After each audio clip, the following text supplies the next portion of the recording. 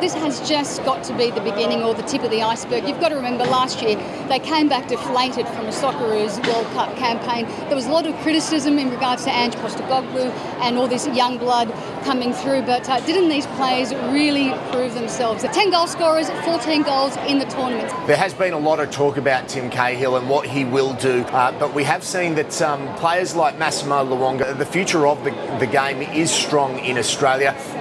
Yeah, that's right. I did actually try to probe some of the players, read Timmy Cahill and his future, but everyone's keeping their cards very close to their chest. But as you said, Nick, you've got some amazing players out there. Massimo Luongo, I don't think many people even knew him prior to the beginning of the tournament, and you can imagine some contracts that may be offered to him coming up, but he's really one of the stars of the tournament and won, as I said before, 10 different goal scorers. It's a fantastic achievement. So Greg Bird will be banned for 8 weeks. Of course, had he been successful, he would have missed just 2 games and would have been available for the State of Origin opener. And that 8 week is courtesy of his history. That's exactly right. This is the 4th time he's had a dangerous throw charge in just 12 months. He's been suspended 3 times before. That'll be 4 times now, so he's had quite a heavy loading. Prior to that, at the end of last year, the NRL match review chief spoke to Bird personally about his poor record and his tackling technique, so he was warned beforehand. So to be charged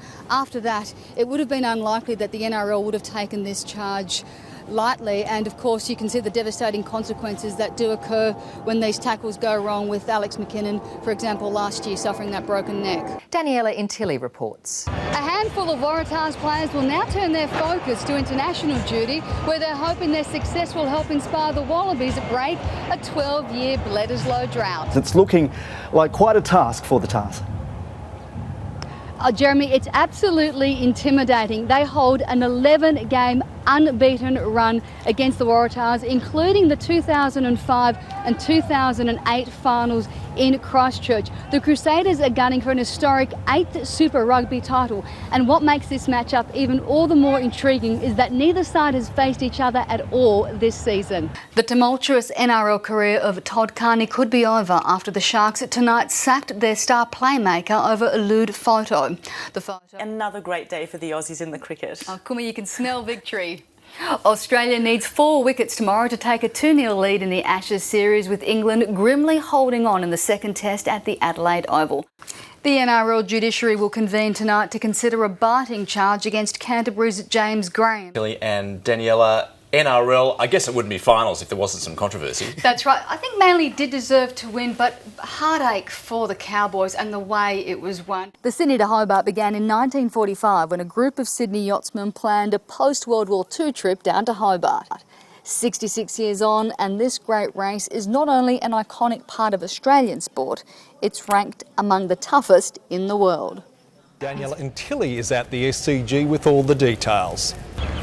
Well, both Brett Lee and Mitchell Johnson were forced to withdraw today due to illness and injury. ESPN's Daniela Intili sat down with the winner of 7 Grand Slam singles titles. You were named #1 2 years in a row. Are you at the top of your game?